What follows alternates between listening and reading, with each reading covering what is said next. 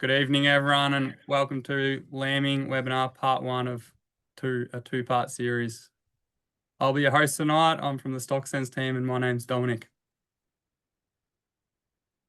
A little bit about the StockSense project. StockSense is a project run by the VFF, and it's funded by the Cattle Compensation Fund and the Sheep and Goat Compensation Fund.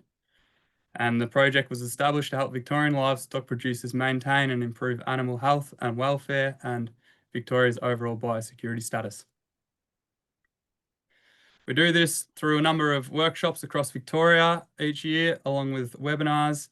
We have fact sheets on our website, and we also have a quarterly newsletter that we send out. This is how you can stay in touch. There's our email address, also our website, and a link to socials. And there will be a link to a feedback form. It'd be great if you could fill that out just so we can improve future webinars. A couple of events we have coming up, which you can register for on our website. The Mortlake Stock Handling and Yard Design Workshop this Friday. And also we have a Yay Stock Handling and Yard Design Workshop early July. And we have our annual VFF Livestock Conference occurring in Bendigo on the 17th of July. Tonight, we're joined by Dr. Conor McConnell.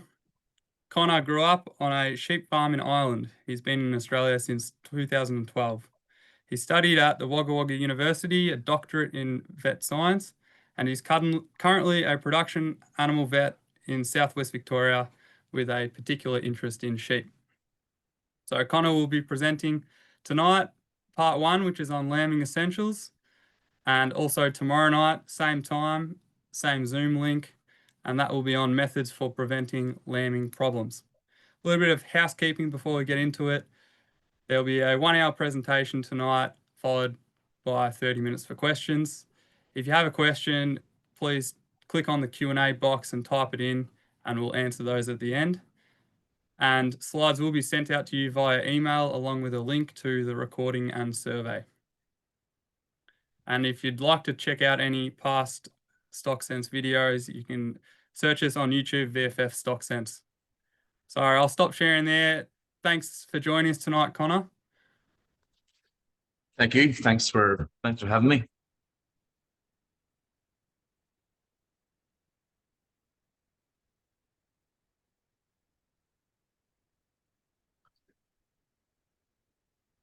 you want me to share the screen?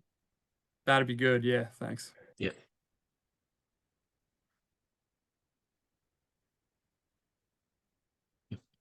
Cool. Hi guys. Yeah, my name is Conor.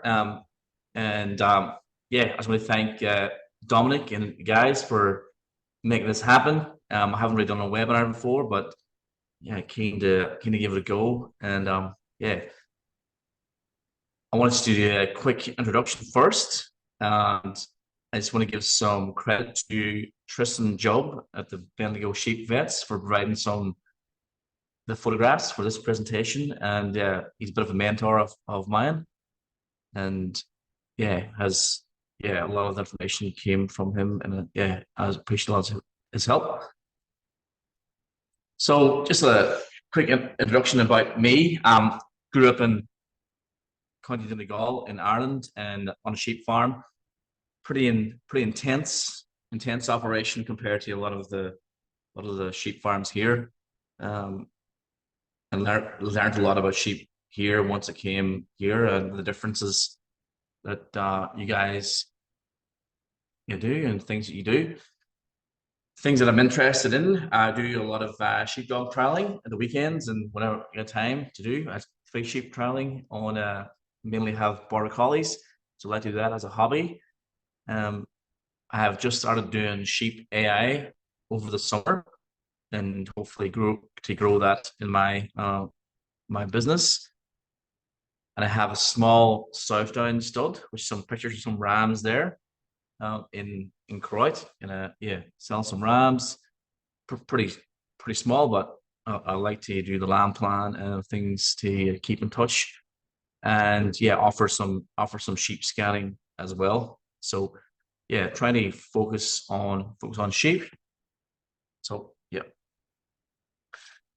So what are we going over tonight is, yeah, lambing in general, mostly about how to set up for lambing, what you need, how to intervene, when not to do too much, what equipment you need, how to fix problems like dystocia, lambing problems, how to get them out, and then some post lambing care. And then I'll focus tomorrow night on downer ewes, like ewes that have had problems, maybe hypocalcemia or preg-tox twin lamb disease. So if you think I'm not talking enough about that, I will be covering a lot of that tomorrow night. And yeah, if you've got any questions, put them up on the chat, and I'll happily try and answer them if I can afterwards. So I just thought I'd put a monetary value on intervention with lambing. I guess as well, I've had the both sides of the north and southern hemisphere lambing experience, and coming to Australia, a lot of people talk about how much intervention should you do and how many times a day should you check them, and often you can cause more mismothering because you got bigger mobs. But to just a little calculation we've went through is treatment. If the value of the animal times the probability of recovery is greater or less than the cost of treatment. So if a ewe is worth $180, say, which is a bit conservative now, but should be worth a little bit more than that, divided by 70% of the chance of recovery, the treatment cost is $80. So $180 ewe times 70% is $126. That's what you'll gain out of intervening. So 126 is more than 80, so treatment is justified. So if you save 20 ewes times 180, that's 3,600. We save 100 lambs at $200. I know we're getting some lambs are getting 350 and breaking the 400 mark the last few weeks, and 200 is conservative. But if you save 100 lambs, it's 20 grand. So if your total value saved is 23,600, then over a 5-week joining period, it's justified on your labor to be really checking those ewes and doing the best you can to save as many and get as many lambs as possible. That's what we want, right? You want as many lambs as you can to sell. And so to make this as efficient as possible, I recommend a 5-week joining period. Mainly, not there's probably multiple reasons for this.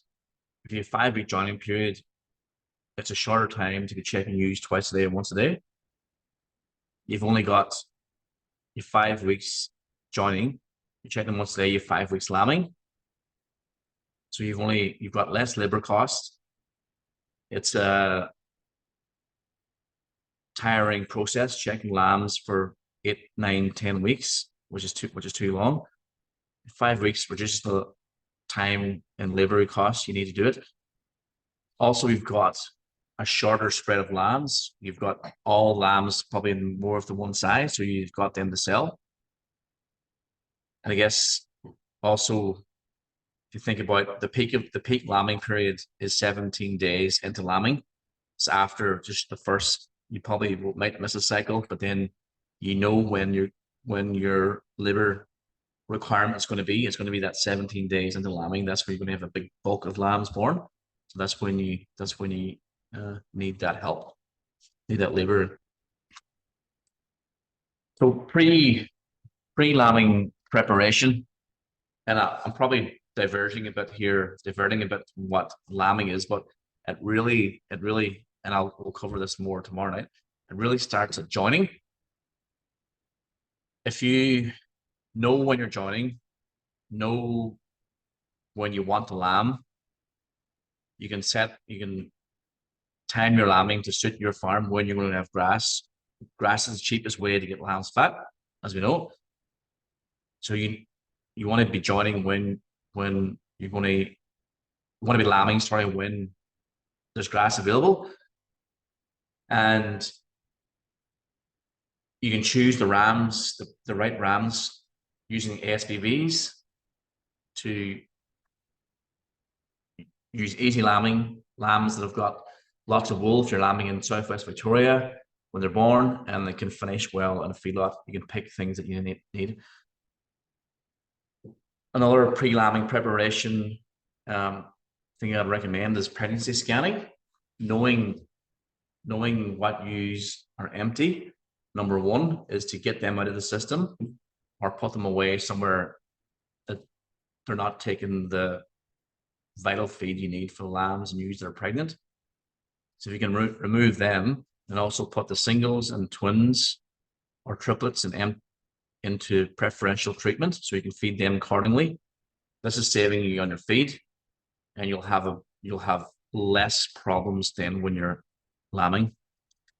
Ewe body condition score is everything. Is a very strong marker in any sheep enterprise. If you have the correct body condition score, which is anything above or 2.75 or above, is great. So the better body condition score you have, the better the ovulations you have, the more lambs you have, the more internal fat the ewe has, the more lambs survive. Lambs are born at a greater weight, a heavier weight, and they're stronger. They've got more brown fat, so they survive the cold and together. So live weight when the lambs are born is directly correlated to lamb survival. And I know there is a common theme among sheep farmers that have used too fat, they're infertile. Recent studies have shown that obese or fat ewes generally are, if they're empty, they say that the fat ewe is empty is because she's too fat. It's usually because she's too fat because she's empty, because she has that lamb or she's lost a lamb. I don't think that been proven that that's not what's causing her to be infertile. It's just that she's lost a lamb or she hasn't bred recently. So you've skipping now closer towards lambing. They're joined, they're scanned. You know where they're going to be. You should set out lambing paddocks where you know where they're going to lamb. Somewhere where there's shelter if you can. Use the smaller the lambing mob, basically the greater chance of survival. It's proven in Lifetime U is states that, and a lot of the T90 training states that, especially if there's twins and triplets lambing in smaller mobs, there's a greater lamb survival rate. So to prepare you and the mob for you checking them all the time to prepare for lambing, I think it's important to start 2 or 3 weeks before, leading up to lambing. So you're training the ewes, you're desensitizing them to your presence, so so they don't just run away and scatter every time you try and check them. So you want to be able to walk in there calmly, go in there calmly without them just running away. And it's all stock sense in training your sheep to you.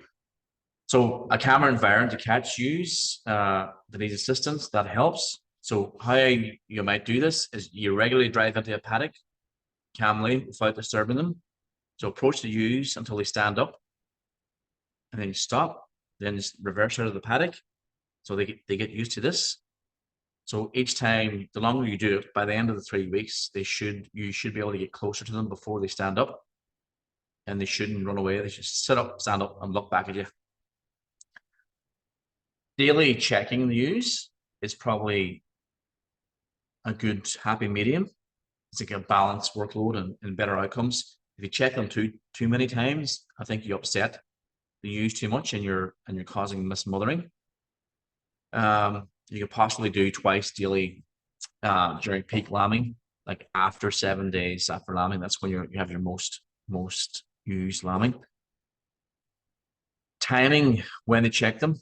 So if you use or lambing and you generally use lamb early in the morning, and that's due to they want the most time possible to bond with their lambs and they're to be active and strong. So by the next night, they're able to defend a fox or any predator. So late morning, afternoon is the best time to check them. If you check them too early, they've just lambed and you can upset them and cause mismothering yourself. Be trying to help them. Where late morning they've had that time to imprint on themselves and bond and attach to the mum. So you can drive in there and the lambs are able to stay with the mum at late morning, early afternoon. But if you leave it too late in the afternoon, you can cause mismothering by scaring you away from the lambs, or the lambs getting mixed up, and they have enough daylight left in the day then to find their mum again. So you don't want to just a little tip. And it's a lifetime you also suggest that. Binoculars, they're your best friend. You can do a lot from a distance, checking out, just observing, taking 10 minutes, observing a mob in a paddock, looking for problems, use that are lambing, use that are restless, figuring out what's going on first before you drive in. Once you drive in, it's hard to get a picture of what's going on in that mob in the paddock. So signs that a ewe is ready to deliver lamb. So just as a summary, when a ewe's lambing, she wants to have nesting behavior. She wants to get away. So go off into a corner under shade, under trees, hiding somewhere, separates away from the mob. She'll be bagged up, which hopefully most of them are bagged up by that stage. She's like a slack, red, pinky vulva, and she's restless. She's got nesting behavior. She'll be laying down, getting up, scratching on the ground with her front foot, and kind of making a mess, moving around, pushing other ewes away so they don't take their lambs. Tails wagging, that's a sign that's coming into the water bags coming out. Early signs of labor is straining, laying down, getting back up again, straining on her side, and the water bag appears. That's a key sign that she's in labor and that labor has begun. Other things to watch out for: ewes on their own, is lying on their side, that they may be cast or they may be lambing. If you see a ewe lying on her side and there's no straining, not lifting her head, or there's nothing happening, she's very still, and you should go and check that out. Maybe she could be cast, and that's a time sensitive problem. Wet staining around the back end, but no lambs present. So that's just basically, it's sort of like a yellowy, meconium, fluidy, slimy color down the back legs and just under the vulva. You can tell maybe that's the water bag, or there's something going on. You can tell it's not just quite urine. There's definitely something going on. Prolapses, big this year with a lot of use in containment. You got to watch out. Just pre-lambing, prolapses. Yeah, this year there's been a lot. What some of the things that contribute to vaginal prolapses are, and rectal prolapses for that matter, is having twin lambs not walking around as much as usual if they're in containment, laying down a lot. It stretches those ligaments around the vulva, and then and can prolapse. So that's something you got to watch out for. If a ewe has mastitis, so she'll be lame on a hind leg, really lame, and like have asymmetry. So one of the sides of the other, one side will be swollen and really inflamed. She'll be painful. So antibiotics and anti-inflammatories are crucial there, and it's time sensitive. So the antibiotics you've used there is oxytetracycline, which is The trade name is Alomycin or Tetramax, and anti-inflammatories would be a meloxicam or something equivalent. Abdominal hernias, something else to look out for, swelling on the lower right side of the abdomen. It is rare, and abandoned lambs and rescue with caution. Abandoned lambs is big. You often see a lamb laying on its own, and you walk up to it, you go and think, oh, maybe it's abandoned, and we're trying to find its mum, and it's just sleeping. And just as soon as you're about to catch the lamb, the mum just runs over the hill and starts bleeding for it. You almost like picked up a lamb for no reason. You just got to be careful. They do walk away during the day and leave the lambs there, and they graze if there's grass available. So yeah, just got to be careful. If a lamb that's abandoned will be hungry, cold nose, really empty, looking for milk, and then if you watch that lamb for a little while, for 20 minutes, and go, oh, there's nothing trying to take this lamb. There's no mom around, and then you can rescue it. When to intervene. So you're watching the ewes from a distance, or you've walked in there and they're comfortable with you, and you can see them in their natural environment. So these are the things. Then you look, when should I actually go and catch a ewe and try and assist her? So when there's no progress observed for over an hour, so like that's in stage 2 labor. If she's straining, it should take 30-40 minutes for the first lamb to come out. If she's straining for like over an hour or 2 hours, then definitely there's something. Maybe you just need to manipulate the lamb or move it around a little bit to get it out. When only a head, a tail, or one leg is showing, then that's definitely a problem. That's dystocia. Dystocia means just the presentation isn't correct, and you need to help that lamb out. There's no progress after 30 minutes after the water bag has been broken.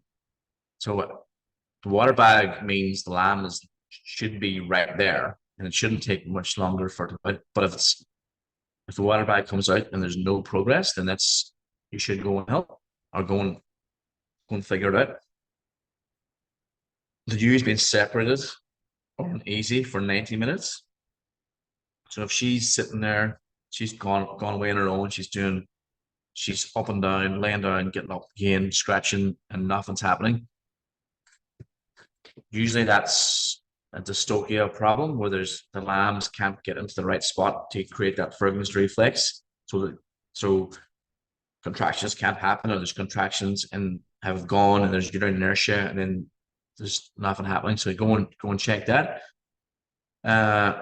Intervals between lambs exceed 60 minutes. And I guess that's difficult if you haven't pregnancy scanned the ewes. If you don't know how many lambs the ewes are having, that's hard. But if you know there's twins, it's just one lamb, and an hour later there's no progress with the next lamb in intervene. Suspect breech births. The ewes away on her own from the mob, not grazing, or only grazing intermittently, and laying down, not chewing cud. So that's a sign. If she's laying down and nothing's happening, and she hasn't chewing cud, that's probably a sign that she's in pain, and she's not comfortable, and there's something not right in that scenario. So catching ewes in the paddock. There's multiple options. When you've prepared your ewes well, like getting them used to you, and breaking down that fight or flight, then it is a little bit easier. So you can have yards in the paddock. You can use a shepherd's crook to catch them, to make it easier to catch them. Another option is building an angular fence wing to run them into that area, and then run and catch the ewe. Use dogs, and also you can use sheep cuffs. I don't have a picture of a really good sheep cuff, but I realized just before the presentation I should have. This ewe here has got a sheep cuff on, and if I go back to the very first picture, this is a sheep cuff, and there's actually a link there in the middle that opens up. You can put the ewe's legs in that. So if you're lambing, usually two front legs in the sheep cuff can restrain her sitting there. It's really helpful. It can really help you out if you're on your own, to hold you there. And all the equipment that I talk about tonight, I've got a link to where you can get that stuff.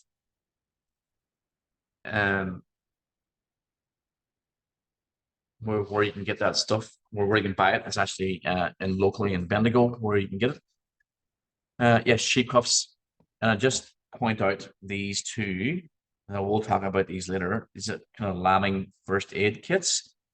And I'll go through what's in them, but really handy to have them ready to go before lambing starts, and have them in the ute or buggy, so that they're on hand and you're prepared.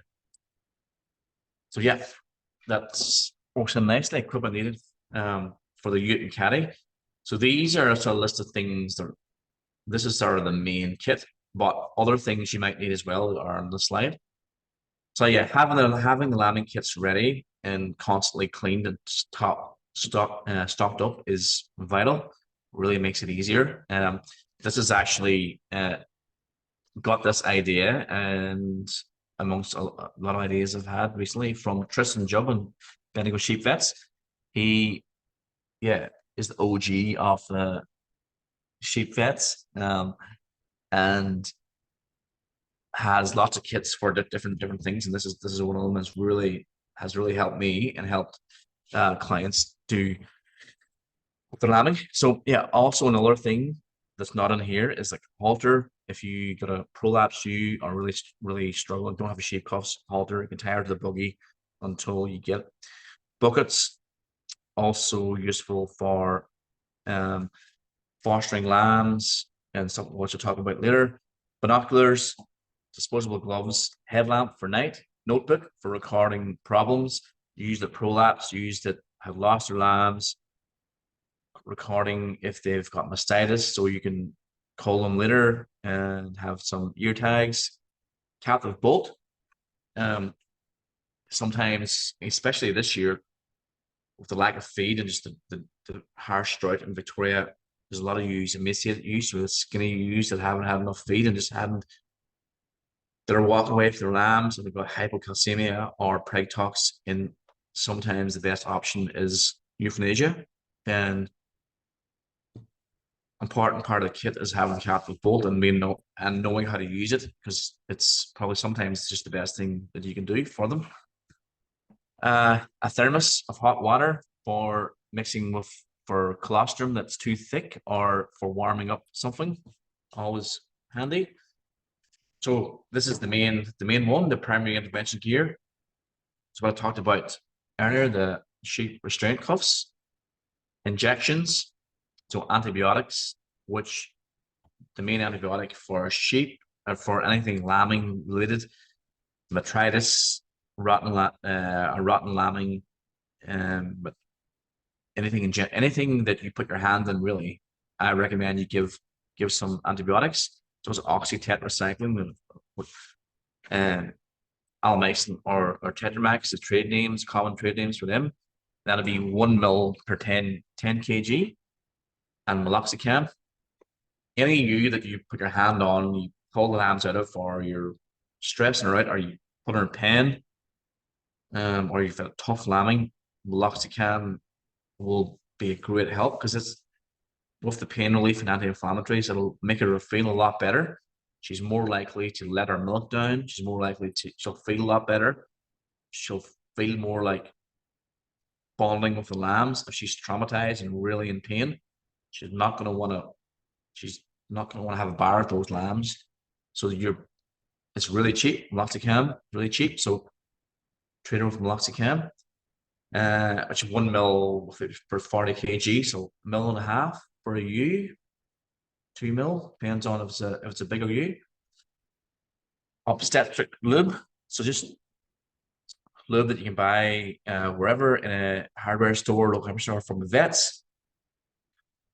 For difficult lambing, a ewe that's been lambing for a while, for overnight, that you haven't seen, and when you put your hand in there, it's really dry and it's actually painful for the ewe. And so get lots of lube in there. Put lots of lube on your glove.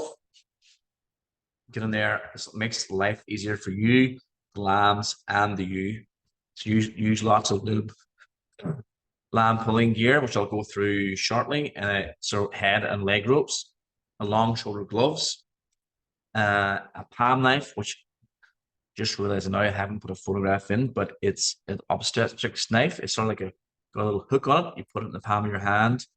And if you've got big, swollen, rotten lambs in a ewe, you can actually debulk that lamb inside the ewe. You cover the knife with your hand going in, and you can actually open up the lamb and debulk it while the ewe is during lambing. If the lamb is blown up and it's not a palm knife, sounds pretty gruesome, but if the ewes have the head out, the lamb's hung for a long time, the head's really swollen, and you can't get it back in again, and you know the lamb is dead, sometimes the best option is just to remove that head and push the chest back in again and get those legs. So a general knife and a palm knife can be quite helpful, and also for cutting off fetal membranes. So this is just a picture of some of the ropes that you might need. These green ropes here are great for the feet. So hind legs are front legs, and the blue rope is a great head snare. And you'll notice there's a knot on towards the end of that loop, and I'll show you in a second, goes around the lamb's head, but the knot prevents you from tightening it too much so it doesn't choke the lamb or suffocate the lamb, doesn't close the windpipe. So the picture at the bottom is also a head snare. It's sort of just a different mechanism. It's slightly more turgid rope, and the plastic sleeve around it just gives it some turgidity to go into the ewe to get it to where you want. Often the light rope can be hard to get around the head, difficult to get around the head, but that different options. So other things you need: 1 liter jug, really handy, collecting colostrum. You can milk the ewe into that. Also, it's not essential, but if you're giving a ewe 4-in-1, which I will go over about preg tox and hypocal tomorrow night, but if you're giving a ewe 4-in-1, which is mainly calcium, magnesium, etc., it's preferential if you do heat up. So you can pour you got your thermos you had earlier, pour some of that hot water into the jug, put your bag into 4-in-1 into that hot water. Also useful for mixing dextrose, which I'll talk about that later as well. Another vital thing you need, especially this year, is ceton, which is just glucose, which you can drench a ewe with if she's got paralysis or preg tox or hypocal. Really useful to give them some ceton. Minimal 4-in-1, that's for hypocal or preg tox. Oxytocin. So if you have a difficult lambing, or she's a maiden ewe, you think she might be going to reject the lamb, or problems of letdown, letting milk down, or bonding problems of you for mothering up, oxytocin works well. It's the feel-good drug, makes them feel good. It's what's released when a lamb sucks. Oxytocin is released and it makes her feel good. It's what gets released when humans are bonding children. So it really helps, and it's really cheap. It's probably not even $1 per treatment for oxytocin. It only needs 1 ml per ewe. So post-lambing, all those things, all those scenarios help. Oxytocin will help with. A catheter tip syringe and stomach tube for stomach tubing lambs. A lamb weigh scales. I don't mean you have to have that with you all the time, but it can be handy if you're losing lambs, or you're going to foster lambs. It can be useful to weigh the lamb to identify if the lamb's underweight when it's born, and that's why the lamb has passed away. If it's too light, then you know what it's a live weight problem. Or if the lamb say 5 kg, then that's sufficient weight. And it's maybe an oil problem. A Buner needle, prolapse needle, is for suturing up a vulva after you fix the prolapse. A UV protected black cable ties. This is useful for if you have a problem. You've got mastitis, she's prolapsed, she's lost her lambs or hasn't reared a lamb, and you want to get rid of her. You can put a black cable tie around the tag so that when you're drafting again next time, you know that she needs to be put out of the system. Dystocia. Dystocia just means problem, difficulty of giving birth, or the lamb's not coming out properly. So presentation, 90% of the lambs present in the way there. In that picture is where the head, 2 feet are coming out in that formation. Some landmarks to look out for are, if you can get the head and the 2 feet into the pelvic canal, fit it in or halfway through, and it's like maybe the 2 legs out, then you know that lamb then can fit out. If you can't get all 3, the 2 feet and the head, into that pelvic canal, then you're going to have trouble, or the lamb's too big. Generally happens in a big single.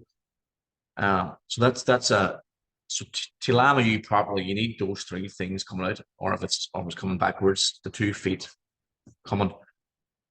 I recommend before you start, if you want to pull a ewe,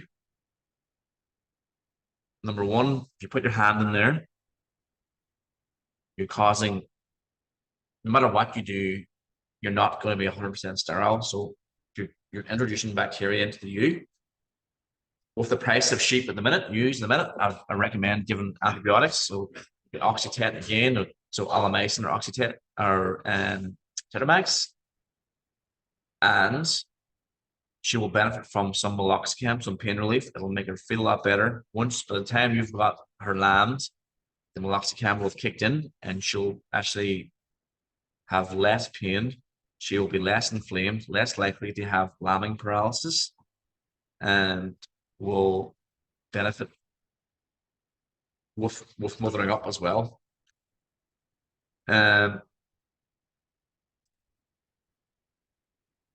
Both feet and heads and the pelvis, we talked about that already. Use lots of lube. And yeah, I'm sorry repeating myself now, but lots of lube makes a big difference. For lambing, for the ease of pulling the lamb out, for the pain of the ewe, and everything. So the main thing with dystocia is knowing.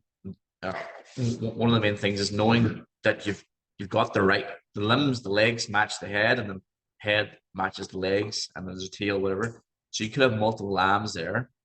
You want to make sure you got the front legs match the head, and the back legs match that tail or bum area. So just if you follow the limbs round to the chest, back up the leg again, and back down up the neck, and know that that head attaches to the everything connects basically. So I just thought I'd put this in here to help everyone differentiate between back legs and front legs, which sometimes as a new grad vet I got cut out sometimes myself, because the knee and the hock can feel really similar when you put your hand in there. You got that, I don't know if you see my mouse, the hock and the knee, when you put your hand into you and you feel that curve, they can feel very similar. So there's 2 ways to tell if you've got a front leg or a back leg. The front leg has 2 joints. So you got your knee joint and then your fetlock joint that bends right here, where your hock only has 1 bend, and it's up here. The second way is the dew claw is always in the back of the legs, back of the front leg and back of the hind leg. So if you put your hand in, you feel a dew claw, and you follow up, and you feel that curve, and you're not sure if it's a knee or a hock, and you remember, oh, it's on the same side as the dew claw, you know it's a back leg. Vice versa, there's no dew claw here, and you feel this, and you know it's a front leg.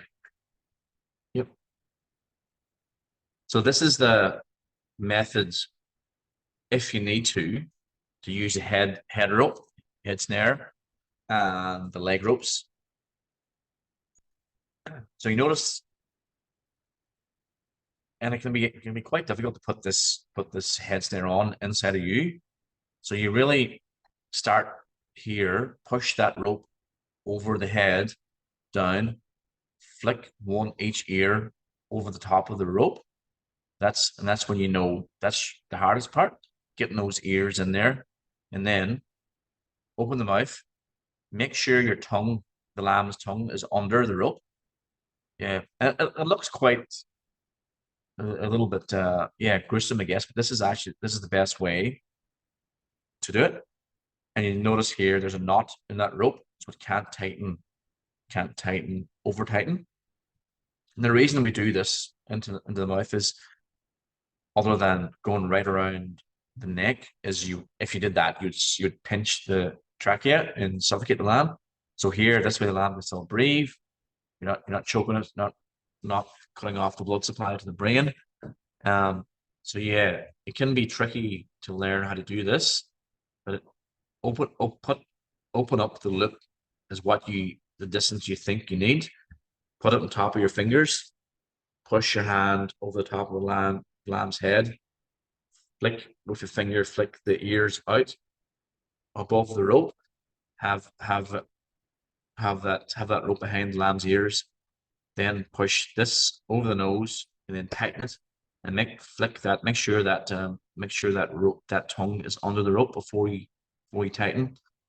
And then the leg ropes, you can have, in cattle, you would sometimes do, you should do a double loop, but in lambs, as long as you're past that fetlock joint, it's quite sufficient. You don't seem to have the same pressure pulling a lamb. So, and I've got, there's a link at the end where you can purchase this gear. That's where I get them anyway. And this is another little drawing I put in here to show this is the usual, most common presentation for a lamb that you need to do to pull it out.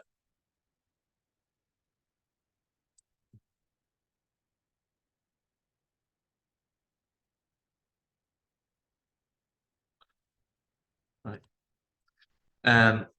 With this is a lamb just presenting with one leg back.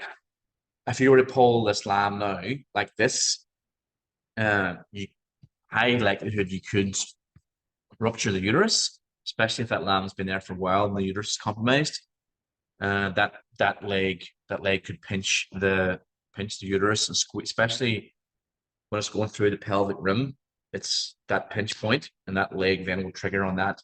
And so what you would do there, that's in that scenario, what I would do, I was put lots of lube in that lamb's head, rub it over there, push that head back in, which seems, when I was lambing as a young kid back home, and my dad was showing me, I used to think pushing that lamb's back head in again was suffocated, but the oxygen that lamb's getting is coming from the umbilical cord. Until that lamb umbilical cord is broken, the oxygen, it's getting its oxygen in his blood from the mum still. Well, it does. The umbilical cord usually doesn't break until lamb is at least halfway out of the ewe. So at this stage, you should be able to, if it hasn't been too long, push that lamb back in again, past this point perhaps, and then pull that leg. Sorry, I'll go back a step, put a head snare on the head, rope on the head and rope on that leg so you can get it out. Push it back in again, get this leg forward, and then you should be able to get the lamb out with not too many problems. This scenario, when you put your hand in here first, you go, oh, Jesus, there's legs everywhere, heads, and which legs are what? You could be deceived in thinking these legs belong to that lamb's head. but you just got to follow down here, follow down this leg, and you go, oh, that's a hock. Is there dew claws here? Yep. There's a tail right out. And then oh, there's a head. Where does that follow down the side of the head? Feel the neck, feel the legs, and match up the head with the legs and these legs with this body. And then push one out of the way. I would probably push this lamb, the lamb at the bottom here, forward, and then retrieve these lambs, this lamb's legs, and get it out. Again, use lots of lube.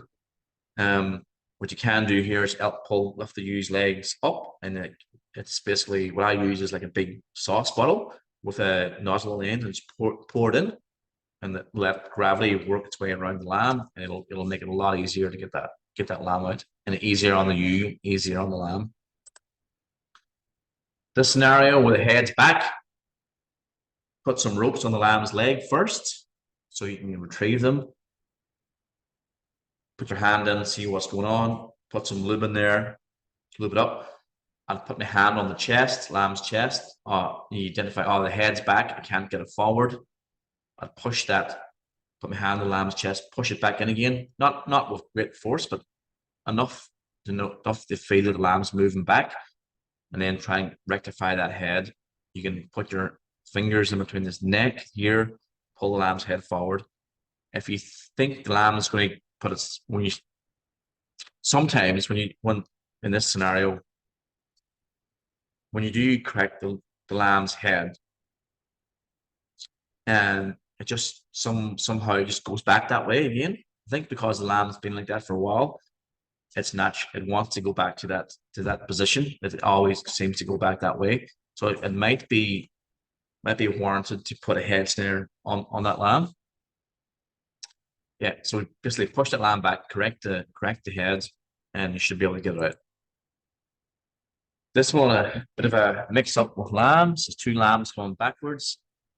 Again, you'll put your hand on and go, gee, there's legs everywhere. What I do here, just follow the legs back, match the two legs up, match two legs with a body, then just push one out of the way, put some lube in there, lube up, or at least put lots of lube on your hand, on your sleeve, on your glove, and then and you should be able to get it out.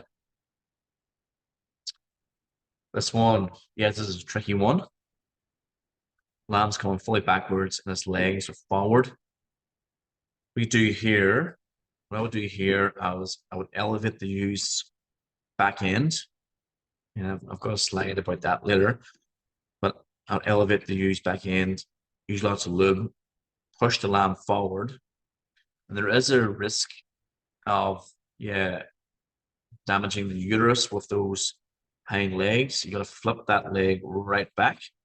So you push that forward, push the lamb forward, and you put your hand under this lamb's, under this pointy hoof, and they can get quite, especially if it's quite dry and she's lambing there and all the fluid's gone out, it can be stiffer and more friction there.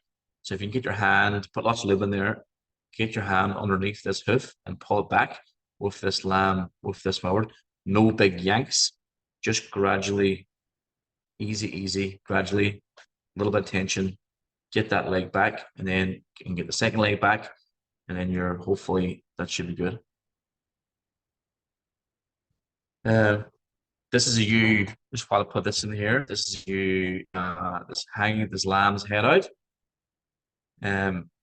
Big single lamb, pretty heavy. See the yellow meconium there. This lamb's probably been cooking for a little bit too long. It's under stress.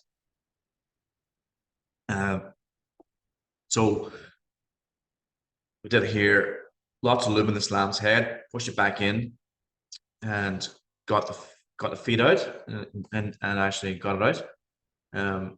So yeah, they're quite tough. They actually can survive quite a lot. So in this case, this lamb's head swollen. So you'd give this lamb colostrum, because it's going to take that lamb. It's going to be too sore, too stressed and too far through to suck quickly. So I'd be giving this lamb colostrum and dextrose to revive it and to get it going a bit. So what's the time over here? A high-end hoist. But and sorry, I couldn't find a picture. This is a picture, and I'll use this tomorrow night as well of vaginal prolapse.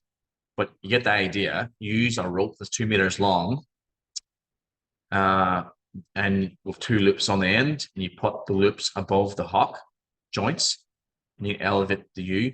You would do this more of an angle, a higher angle than this, like elevator more. It just creates a gravity advantage, I guess. And if you have help, that's great, and someone else can lift it up, and you can try and manipulate the lambs inside the U. So, if you haven't got help, you could use a tractor forks to lift the U up a little bit, or use a pulley system under a tree in a paddock or whatever. It just creates more room. If you have that really twin lambs are stuck and it's really dry and you can't seem to get the lamb out, or there's something, yeah, or you've been trying for a little while and nothing's going right, that's just another option to give you to try and use gravity to help you out. Yeah. So yeah, great example again. Pouring lots of lube, just open up, pour it in, and it'll filter through along down the lamb sides and create an easier environment for the lamb to come out. And just yeah, to be careful with this, elevating a ewe from the hind quarters. If she's laying on her neck, her head's out to the side, you can pinch the trachea, so you can suffocate the ewe doing that. Just make sure that she is breathing all right, and she is and I've seen that happen. Although just a few little more lambing techniques or little tips. So you should pull in time with the contractions slowly. So pull for 10 to 30 seconds and give a break, and try and get in rhythm with the ewe. When she contracts, she's more the vulva and the cervix is more likely to stretch. So when you pull, if you think about it, right, she's going to naturally lambing. She's going to takes a long time. I used to panic myself a little bit when lambing on our own farm at home. When I was a lot younger, we used to think that the lamb was going to die a lot quicker if you didn't get out, but it's actually a slow process. You can just gradually get that lamb's head over the cervix, over the vulva. Initially pull the lambs in line with the ewe, which is like not straight out from the ewe, it's sort of down in a downward movement down. So it actually stretches out the lamb's vertebra and spine and creates a curve that falls out of the ewe. Once the lamb's waist is in the pelvis, you can slightly change direction to get the smallest part of the lamb's pelvis through the ewe's pelvis. This can avoid hip lock.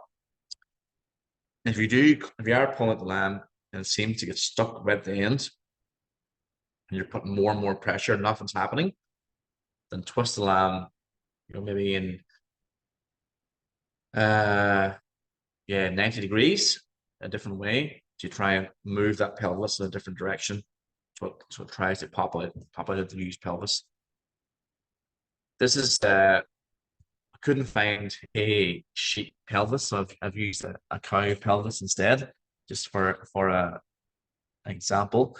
So basically, this is what would happen in hip lock. The lamb's pelvis is bigger. This would happen in these big terminal sires, like the Dorset or those white Suffolks that are and especially in maiden ewes, where the lamb's hips are wider than the ewes pelvis here. So if you, as the lamb's coming out halfway out or more, if you twist it either side, can really help you get those hips out.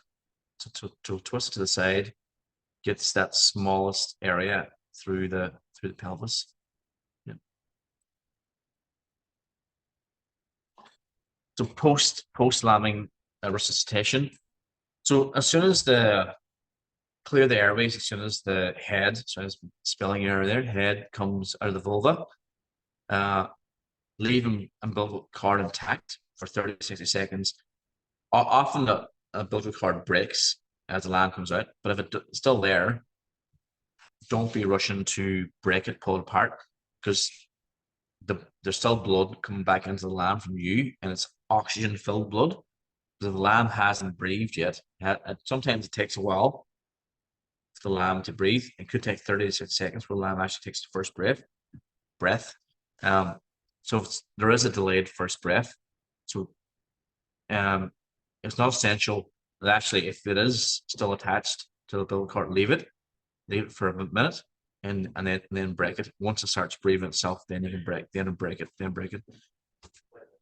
Avoid swinging the lambs. I used to do this myself when I had a tough lambing. I used to swing the lambs. I thought I was like getting the fluid and all the mucus out of the lamb's airways, but it's proven now that it's actually doesn't do much at all. It actually causes brain swelling and some brain, doesn't do any good at all.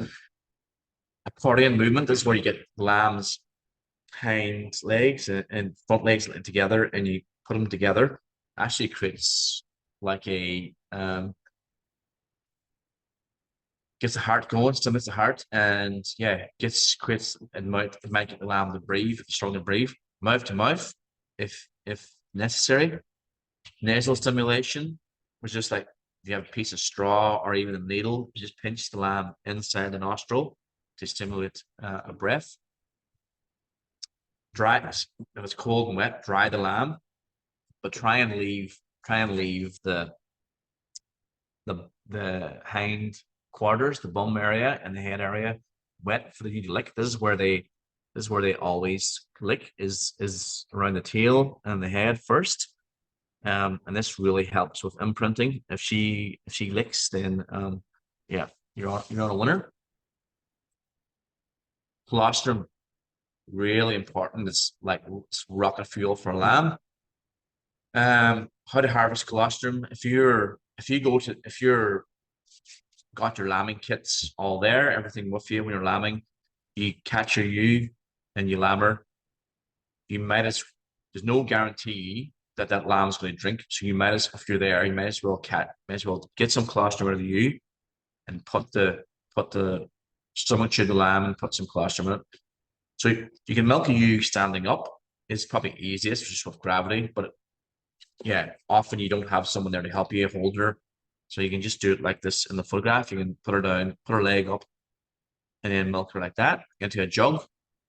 Hygiene is important. So you don't want to introduce any bacteria. So generally, if you have to assist the lamb, I'll definitely give a colostrum. If the lamb's head's swollen, give a colostrum. There's not many times where you shouldn't give colostrum. If you've got a hold of you and you've lambed her or she just lambed, I'd be getting that colostrum in there. It's key for lamb survival. Teat preparation. Again, if you have a caught a ewe, the least, if you're time sensitive, the least you can do is just strip the teat. There can be quite a plug in the ewe's teat for especially weak lambs in drought conditions to break that seal. Can be difficult to dislodge. Yep. Vacuum milking, one way to do it is you use 60 ml syringe, you cut the end off it, cut the top of it, and you pull it out, vacuum it out, create a seal between the syringe and the teat, and pull it out. Oxytocin helps for letdown. It's 1 ml in the muscle for letdown and improve mothering up. Strip slowly. You can use actually the colostrum to create a lubricant to prevent chafing. And you can freeze any excess colostrum. You can freeze it for the next lambing, or if you have a foster lambs. And how do you thaw colostrum? Don't put it in the microwave. You will denature the proteins by heating up too quickly. Put some hot water in a sink and put your bottle of colostrum or your bag into the sink. So it can be between 50 to 37 degrees, I guess. It'll thaw it slowly so you can keep those immunoglobulins alive. Again, early colostrum is critical for lamb survival, especially after, I think, it's a really stressful birth. So when would you tube a lamb? immediately after its difficult birth, hung lambs, lambs that have swollen heads and had a stressful lambing, definitely give them some colostrum. Yellow stained lambs, they got meconium. That's lamb that's been a little overcooked. It's been in there a long time, and there's actually been a lot of cortisol going through that lamb. So I'd be giving that lamb some colostrum if you can. How to stomach tube lambs? I'll be giving a lamb 50 to 100 ml per lamb. If it's too thick to push through the tube, you can dilute it with your hot water you've got in your thermos. Kneel down, put the lamb between your legs, set the lamb up on its bum. Get the stomach tube, measure the tube from the lamb's mouth to its end of its ribs, and just to give you an estimate of how far you can put the tube into the lamb. Pass the tube down the left-hand side of the neck. To know, so the trachea that's connected to the lungs where you don't want the tube to be, it's a hard cartilage ring tube. If you're in there, you won't be able to feel the tube if you palpate the neck.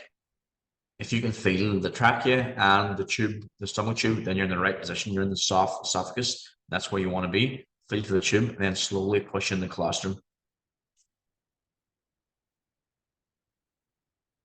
Intraperitoneal or oral dextrose for cold or comatose lambs.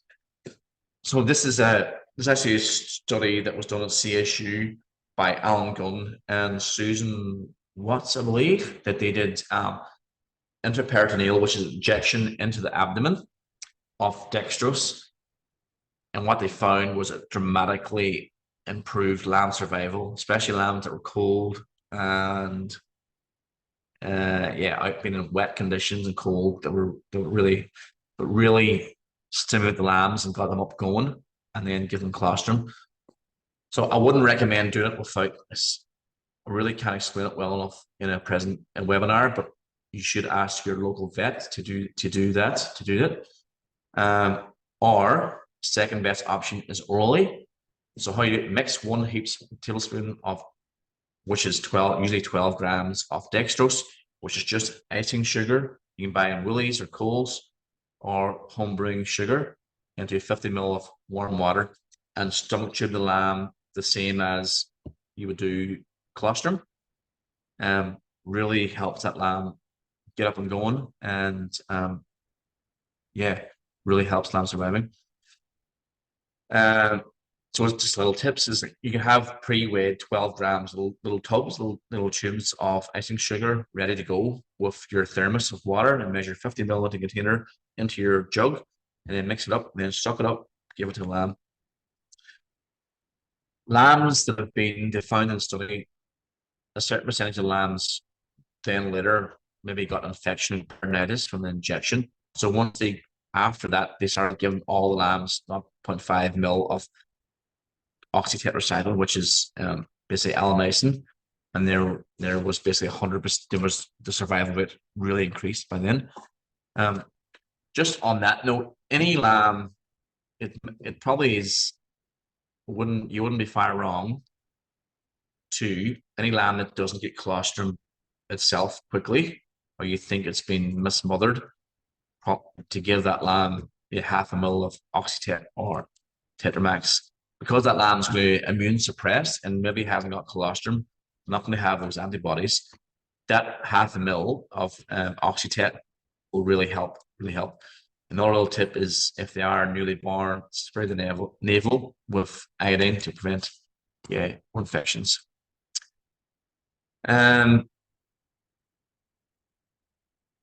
What's the in-paddock bonding pens? Really handy if you have caught a ewe lammer, and it's been like it's catching a ewe lammer, but it's quite stressful on the ewe. She's traumatized. Once you've pulled the lambs out, give them, and you've got the sheep cuffs on, then you're going to let her go. You go, I'm not actually sure this ewe's going to stay here, because it's pretty traumatic, right? You're there, you intervene. It's not natural. Her natural reaction is to run away, because she hasn't had that time to imprint on the lambs. And I know this is not everyone's setup is different. Some people may have sheds that they can bring, or stables or whatever, bring a ewe into, or quad bike with a trailer to bring a ewe in if there's problems. But this actually works quite well. So I know some clients of mine have maybe 5 to 10 of these in different parts of the paddock, so you can go and grab them, or they just have a little trailer on the back of the ute or the quad bike. They have a couple of these on there, so when they do lambing, they can use one of these. Really helps if you do lambing. Give the lamb colostrum, give the ewe the treatments, and then you can put one of these, keep her in here, so it just gives them that time to bond with the lambs, imprinting, and make sure the lambs suckle and connect, and then you can go back and let her out later on. Another little comment on this is you can use the environment to support. So a good place to do it is up against like a really good windbreak, like trees or yeah, Hessian windbreak, and use the fence or whatever to support that in case the use quite flighty and knocks it over. Stomach the lambs. So this important point with this is releasing the ewes. I generally keep them in here for about 6 hours, but I wouldn't let them out at night in case that ewe just runs away from your presence and then leaves the lambs, and then the lambs are left there and she can't find them. So try and do it. Give her some time in daylight to bond with the lambs again and get walk away under the trees or do whatever. So the way to release them is the way I recommend anyway, is approach them calmly and quietly, drive up to them, park about 30 meters away, estimately for 30 meters away, approach them calmly, encourage lambs to get up first. So in case she runs out, you want the lambs to be able to follow her or walk out. You want them up on their feet to follow. She's more likely to stay with the lambs as well if they're up on their feet. So partially open the fence and stay in the middle of that opening, and then gradually, slowly walk away, reverse away, back to the car, back to the ute and or quad bike. And then hopefully she walks out herself with the lambs. You don't want her bolting and just leave the lambs in there, then you're back to square one again. That's just my little experiences with doing that. Fostering orphan lambs. Done more, yeah, I guess in the UK and Ireland, but my experience with fostering lambs is can work well if you're organized and know.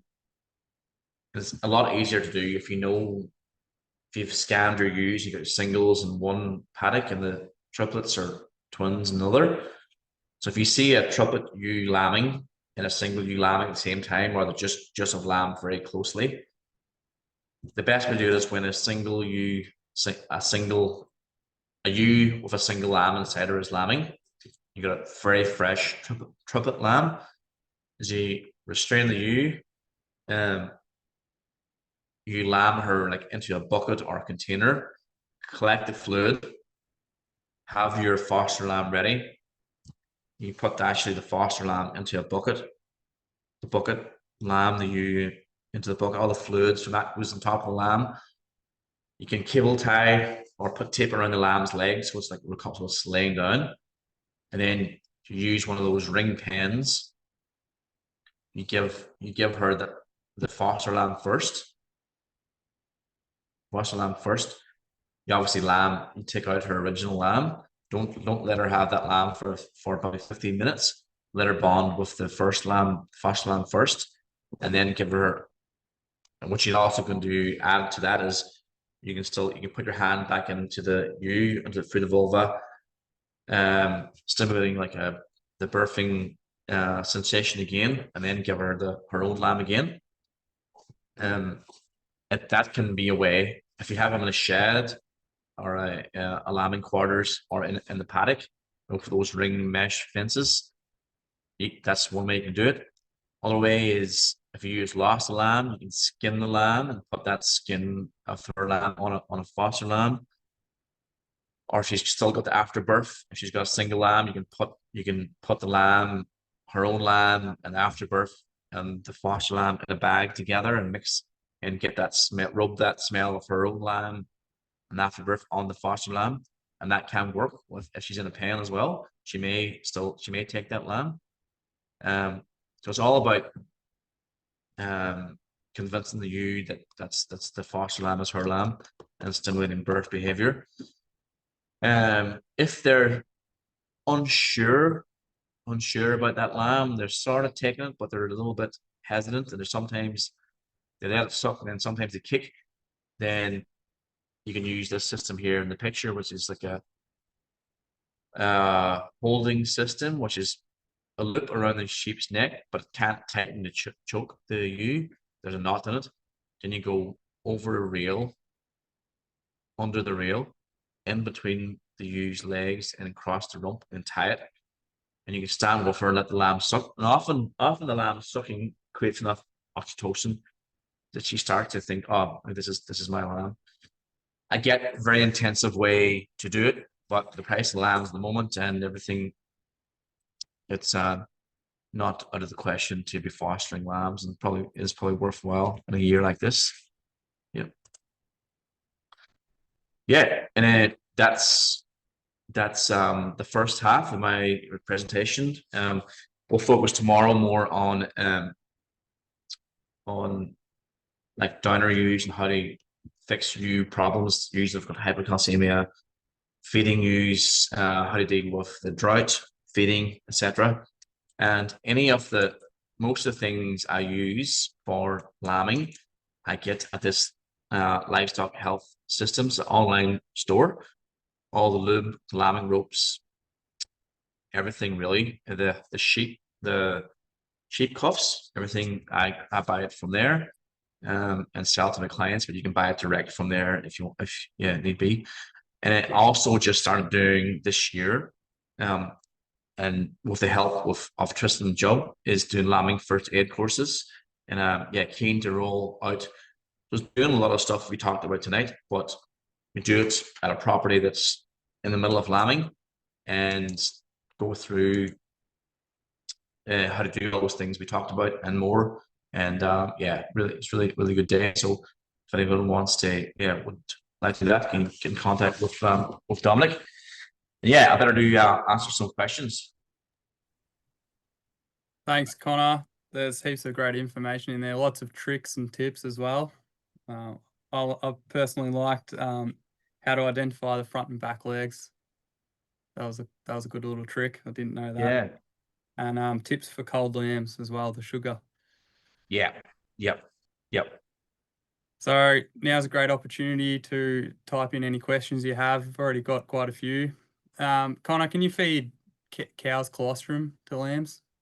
Yeah, you can. Yeah, definitely can.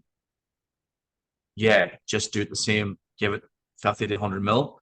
Not as won't work quite as well as ewe colostrum, but it's a very good second best option. Yeah. Right.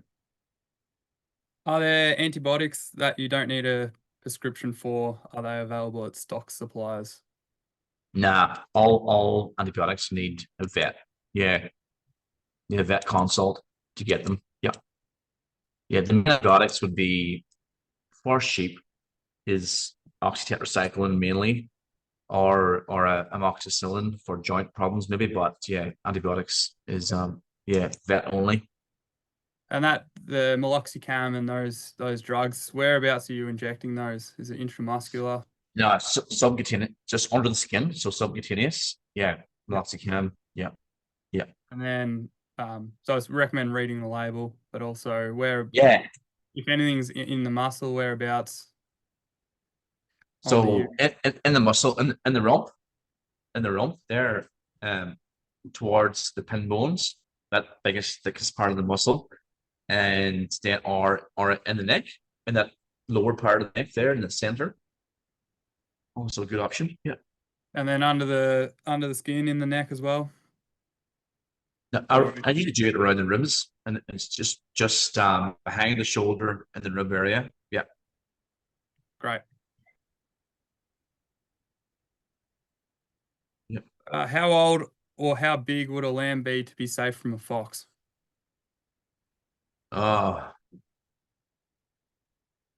It's more to do with how many twins a ewe could generally look after one lamb, okay.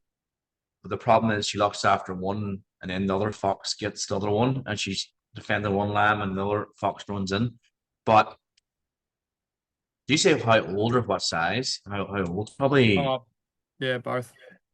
yeah, probably. It definitely have to be over 5 kg, or then um generally lambs that are born like over 4.5 kg and that stay with the ewe well and can move well and it has some good mothering ability are okay. But there's some instances where just some foxes are just, yeah, seem to be just real killing machines and seem to be able to kill any lamb. But the stronger that obviously the stronger they are, the better, and the faster they can move, then yeah, going to be, yeah. There's no exact answer. Sorry, it's precise answer for That's that. fine. Yeah, Thanks, Connor. yeah. Where in drought conditions, eagle and crows start before mid-morning. If ewes are not in a condition score of 2.7 or higher, would you recommend checking ewes earlier? Yeah, I guess, yeah, yep, I would, yeah. And that's what I'm seeing mostly in clients is that, yeah. So don't feel it's really tough, really hard year. It's more to do with how the user are used to your presence. If they don't really run to the other end of the paddock, then you can probably check them more often. So you got to weigh up how much damage you're doing compared to how much use you're doing. If they're sticking around, they're used to you, and you check them a lot, then you can check them as many times as you want. But if you notice you're causing mismothering, then do less. Only do what you need to do. Yeah, but if that's going to help, yeah, it's the worse off the ewes are, the less condition they're in. Yeah, you probably should check them in the morning because if they're below 2.7, 2.75, they have more likelihood of getting hypocalcemia. So they'll run out of calcium as they're lambing. The lamb might be in good enough position, presentation, but they might just run out of calcium. So yeah, definitely check out. Earliest pre-lambing that a vaccine boost can be given to ewes, is 14 days still the best bet?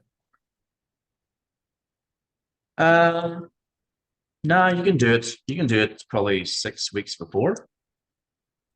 Yep. Yep. 2 weeks. 2 weeks is probably the latest you can do vaccine. Um, I recommend the last one you do 3 weeks before lambing because that's like the antibodies is still in the colostrum. You can still do it up to 2 weeks before lambing, but yeah, 3 weeks I reckon is best. Yeah. Yep. And do you think you're going to have more issues with twins as opposed to singles, and also first-time lambers, or is it This random? year with the just ewes in general are probably at least one body condition score lower um than previous years at least. So yeah, twin lamb is going to be a bigger issue. Yep. Yep. Will mastitis lame ewe fix itself without treatment? We've had a ewe that had twins. She looked lame before and after lambing. She lost one of her lambs. However, the ewe seemed better now with only one lamb. Yeah. They'll it's they can survive they can survive it, yeah. But that half of that other that side that had mastitis won't be of any use again. So she'll only be able to rear one lamb for the rest of her life, I guess. But yeah, it's basically they get mastitis. It causes like a uh, toxic reaction, like yeah, and then they can recover themselves. But it's a tough illness to go through. But they can survive it. Yeah, definitely. Yeah, You said the time to intervene, but how do I know how long she's already been trying for? yeah, that's a good one. Yeah. So I guess if you're watching her and you go, when you start watching her, and then the times I've said, if they're still not going, so yeah, she could have been going for longer. You don't know if you're only checking them every morning. Um, Generally, you can tell they're just not right. Like when I use a normal liver, she's so active, up and down, up and down. It's when then that energy runs out and she's lost her calcium and the hormones are starting to deplete and she's off. Then that's yeah, you can see a little bit of difference. But yeah, good question. How do you know she hasn't been like this for hours already? Yeah. Um, you can only do it by what you see. And if you see her starting to lamb, um, and then with that period, then yeah, yep,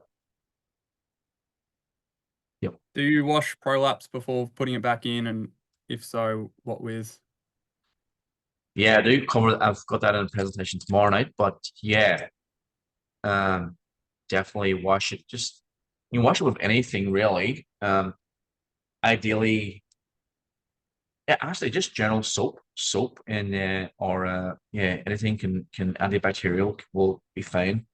Hot water and any kind of soap is fine. Yeah. Right.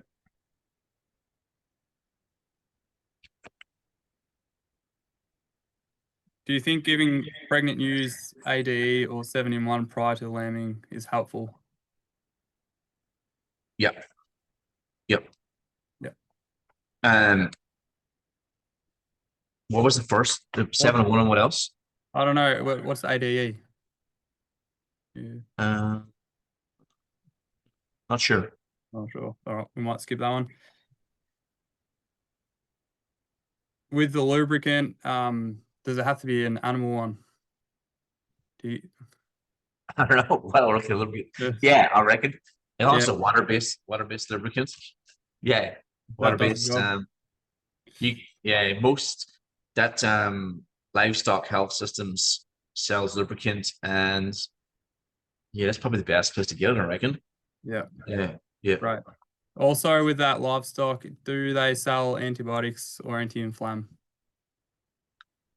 Um, The livestock health yeah, system. you have to go to the vet to get antibiotics. Yeah, Yeah. yeah. Frozen lambs, after warming the lamb up, is it okay to rub glucose on gums? Um, I don't think there's any point. You're probably better off just stomach tubing lamb with the glucose. Yep. I don't think it'll do any harm, but you want it absorbed into the bloodstream. So stomach tube or in a bottle, in a teat, 50 ml of lukewarm water and the glucose, dextrose. If it suck a bottle, then yeah, that's same. As long as you get into it. Yep. Good tip. Still plenty of questions coming through, which is great. Keep coming. Pre-lactation mineral mix options, amount and timing before lambing is expected. Good question. So yeah, stealing some info tomorrow night, but calcium. So especially this year, all the other minerals will be covered from just because there's no grass. They're getting everything from the soil, but calcium will be the biggest problem because calcium is got from the green feed grass. The only way everyone should be, as soon as you start scanning, just basically after the rams go out, give stock grade lime and salt 1-to-1 ratio, 50-50. There's no need to buy all the fancy licks, $70 a block. So all you're doing is giving them molasses. All you're doing is paying the hardware for molasses. Give them stock grade lime. That's where they get the calcium from, mixed with salt, 50-50 in a drum. And for the first 3 weeks, they'll smash it. They'll eat heaps of it, but then they'll stable out and they'll just only take a little bit. But very important this year, especially if you haven't got grass, because green feed is where they get their calcium. But yeah, that'll be Really good question. Very good. And not even using lamb, all sheep in general.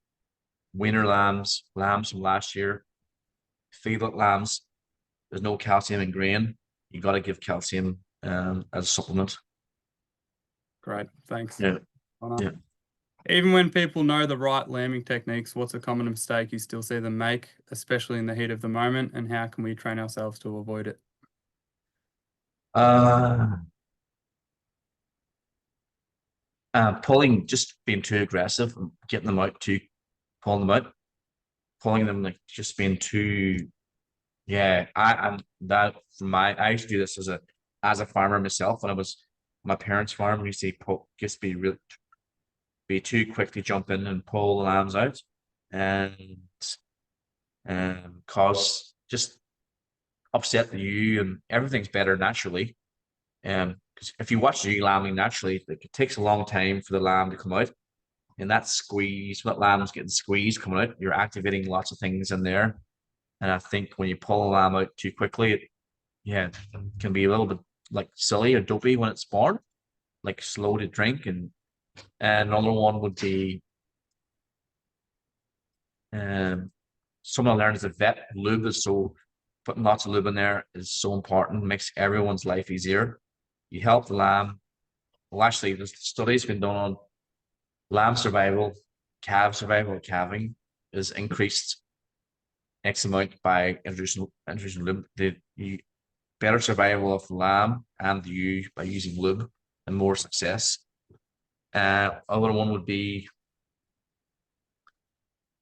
swinging the lamb after it comes out. I used to do this as well. You'd be swinging the lamb upside down and it doesn't actually do anything. It takes a lamb everything when it's born takes actually 30 seconds for it to breathe. I actually panicked myself when the lamb came out. It would be you think, oh, it's not breathing, but it takes a little while for it to have its first breath. So don't be too hasty. Yeah. So That's great. There's some great answers in there. In terms of genetics, is lambing problem genetic? yes, definitely. Um, there's one thing I just want to cover tomorrow night, but ASVVs are now becoming, which just as breeding values for rams is really important for low birth weight or easy lambing traits. Um, there's a good podcast called The Good Shepherd, is Next Gen Agri. They have a very good podcast on ASVVs, breeding values. Very worth listening to for that. If you ever ask that question, listen to that, and then that'll give you a very good idea of what to do. Yeah. Very good. Alpacas, what are your thoughts briefly? Are they good to have around using lambs? Yeah. Yep. Good for protecting instinct. I think I think in New South Wales they've proven that donkeys are the best for foxes and wild dogs. They really, yeah, they're really good at protecting. But yeah, alpacas not. I don't have a lot of experience with alpacas, to be honest. Yeah. Lambs coming out backwards, is that just bad luck? No, no. Just I'm not sure what's involved, luck or just. I think they turn around in the last day or so, or last 12 hours of gestation. Generally, lamb is supposed to turn the right way, but for whatever reason, could be rumen full. If you're fitting, what I suspect will happen a lot this year, fitting lots of hay compared to grass. There's a hay is such more fibrous. There's so much more fill in the rumen, and you know this by when you're scanning pregnancy scanning ewes. They're so much fuller, tighter. So there's going to be less room for those lambs to get the right way before the lamb now. I believe, yeah. So feed is a big factor in that. You I would can't say. breed out of it though. No, no. I could be proven wrong, but not that I know More of. of an environmental thing. Yeah. Environmental thing, I believe. Yeah, yeah. If a lamb dies during or shortly after birth, what's the best approach in terms of handling it around the ewe? Should it be removed immediately to avoid distress, or is there a benefit in allowing the ewe some time to grieve? Um, Good question. I don't think there's any scientific, not that I know, papers on this, but I used to just take them away straight away. But now my opinion now is that I would leave the lamb there for a while. And I guess the ewe knows she's lost the lamb, and I would let her have that time, I guess. The tough question, isn't it? Yeah, yeah. I let her. Then there's going to be a separation then. But I think they're better off going through those motions, and then yeah, that's my opinion. On that yeah, There's some it's really hard, good questions still it's here, so hard enough. I might Yeah, just spend another 5 minutes just going through a couple more if that's all right. yeah. I'm happy to keep going. Whatever. No. Yeah, Yep. right. Do you have to stomach tube the lamb, or could you just syringe colostrum down their throat? Nah, I wouldn't recommend strength because they don't know how to swallow yet. There's swallow reflex is not. You could very easily put it into the track lungs instead. Um, yeah, I know. There's it's if you haven't done it before, it can be daunting doing a stomach tube. But if you just if you just think of just what I do is I dip the tube into the colostrum to create like a lubricant because the colostrum itself is quite viscous and soft, and then put it on top of the lamb's tongue and push it a little bit, and then just don't force it and wait for the lamb to swallow, and then push it in. So if you turn the lamb's head to the side a little bit, you'll actually see it going down. So if you can see it, you know you're in the esophagus. If you can't see it, you're not. If you can't identify it, you're probably in the wrong spot. That's what I would say to that. Yep. Thanks, that's a great answer. And there's probably a few videos online as well. Yep. People can Yep. view. If a sheep has a prolapse this year, is she likely to the next year? Yes. Yep.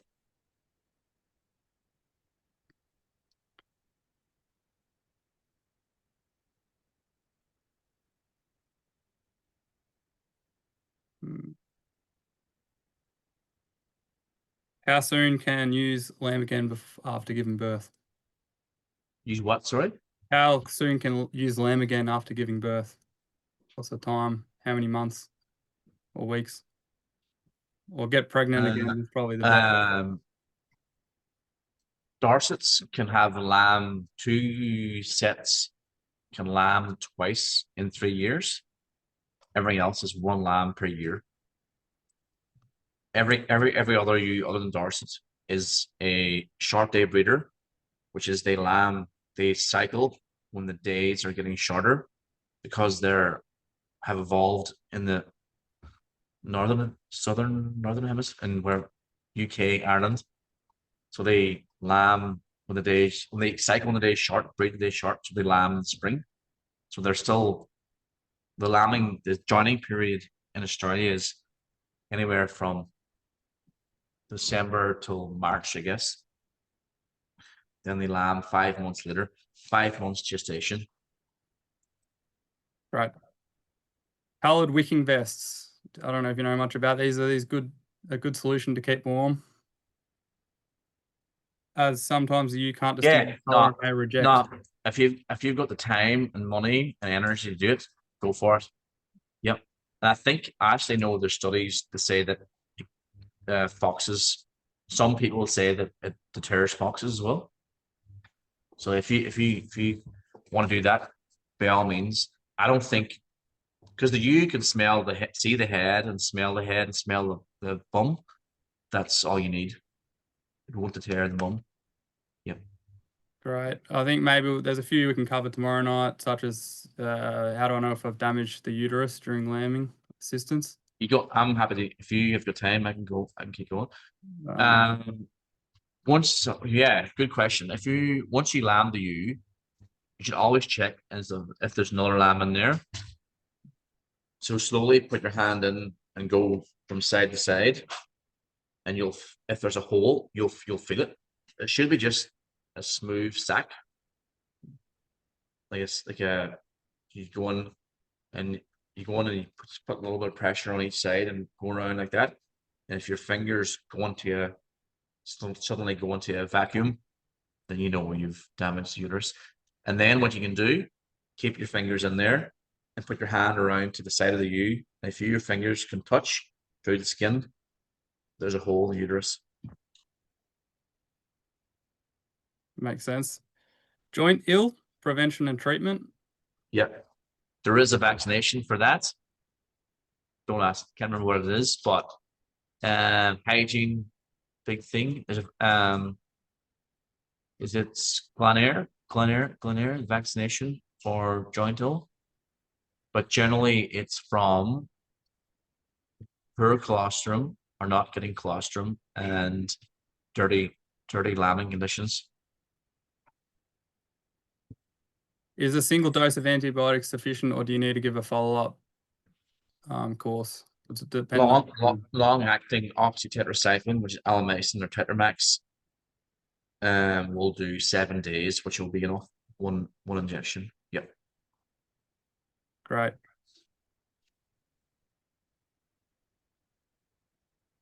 Does feeding use high protein hay like lucerne create large lambs, thus creating birth issues, lambs getting stuck? No. I would far rather have a stronger ewe,